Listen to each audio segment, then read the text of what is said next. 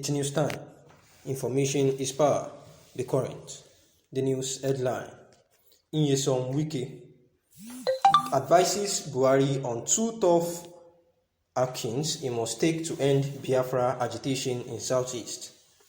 In the past decades, Nigerians from the Southeast have felt marginalized and excluded from the country. Stakeholders in the region allege that there is a deliberate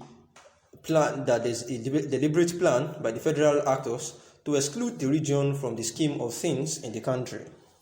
This has fueled agitations for a separate state by the separatist groups. Unfortunately, these agitations have gotten worse in the last few years, leading to loss of lives and heightening the general state of insecurity in the Southeast. And there have been several efforts to quell the tension, but not many results have been achieved. Recently, Governor Nyesom Wike waded into the matter, offering advice to Buhari government on what to do on this issue. Governor Nyesom Wike has said that according to a report in the Guardian, Governor Wike, speaking recently in Abuja, said that the Igbo problem affects all stakeholders in Nigeria and that the stakeholders, including the aggrieved party, should be invited by the government to a roundtable discussion to find a sustainable solution to the source of the agitations. He says that I suspect that this might be a tough call for the Buhari government because Nnamdi Kanu, the prison leader of the indigenous people of Biafra, may also have a place on the table. And therefore, Wike still says that he's lending his voice to the calls for Buhari to be more inclusive in his appointment. The Rivers State governor is of the view that when people feel excluded from the Nigerian system, they take to agitations to express their anger. He believes that running an inclusive government can solve the agitation in the region. This is actually another tough challenge on Buhari because the president may insist that he does not need to relate with those that are clamoring for secession in the country. However, the Igbos have always lamented that they are excluded from major political appointments in the country. Therefore, it is a tough challenge for the president to actually comply to Governor Nyesom Wike's advice.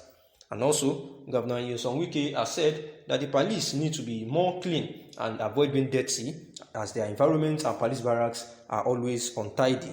Be completed quickly to boost the work of the Nigeria Police Force in Niger Delta, as well as efforts at facilitating sustainable regional development.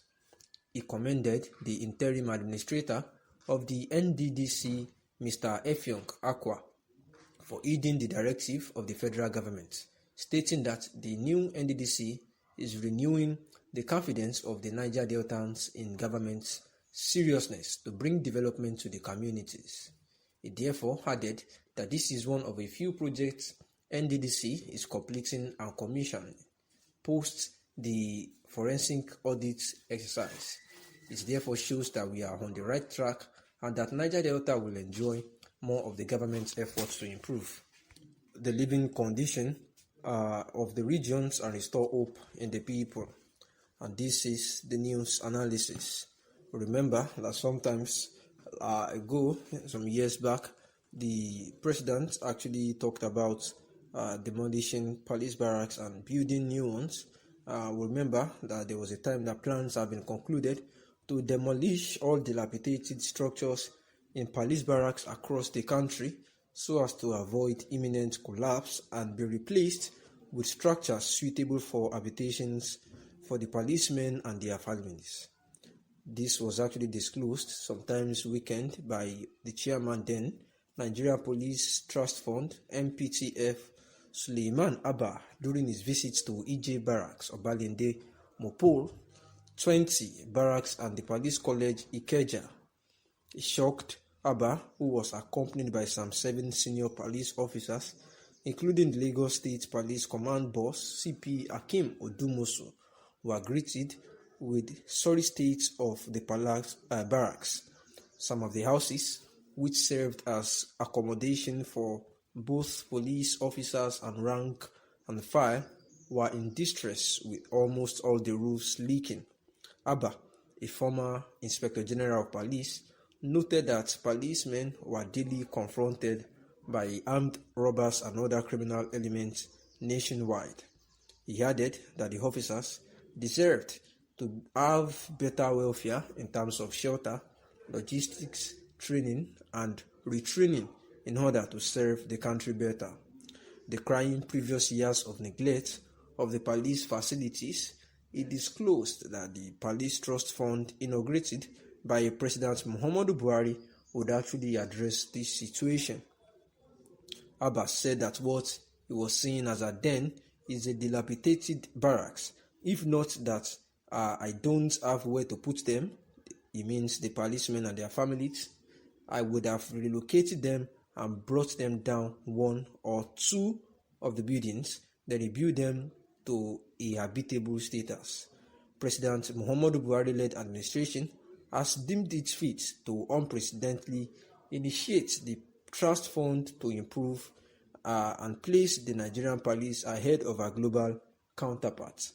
And this is especially true in the areas of trainings, welfare, logistics, and a host of others for a more efficient security service in the country. We are going to demolish dilapidated barracks and renovate them to make sure that they are still good to human habitable status, with the provision of modern toilets, flowing water, safe roofs where water will no longer leak into rooms, as well as safe electricity. This is what the policemen deserve. He was quick to warn contractors, nursing the intention of absconding with funds meant for implementing the projects to desist from such, threatening that the Nigerian Police Trust Fund under his watch would ensure they were arrested and brought to book. He said, this time around, the government will deal with any defaulting contractor and send him to the appropriate place. That is after we must have recovered our money. A warning is necessary, as it is common knowledge for contractors to abandon projects after being mobilized with enormous funds.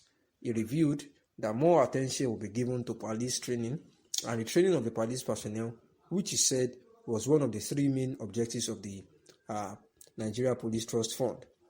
And this was said sometimes ago, last year, when there was a visit to the police college, Ikeja, and some other places, while they met the sorry state of the barracks. We are saying that the places where the officers were staying were actually in distress because almost all the roofs were leaking with bad toilets and facilities. And actually, this does not benefit the Nigerian policemen, in comparison with their counterparts across the world, because they are actually serving the nation, and they are supposed to be comfortable, given better accommodation. However, as now that they have now built a place of comfort for them at the Special Protection Unit at Omagua in Ikwere local government, and the Vice President Oshibanjo had came to commission the praise on behalf of President Muhammadu Buhari. Governor Nyesom Wike hopes that they will take care of this new barrack and don't make it, be in a dirty state, as most of the police barracks in the country have been noted to be portraying such dirty kind of environment. Thanks for listening.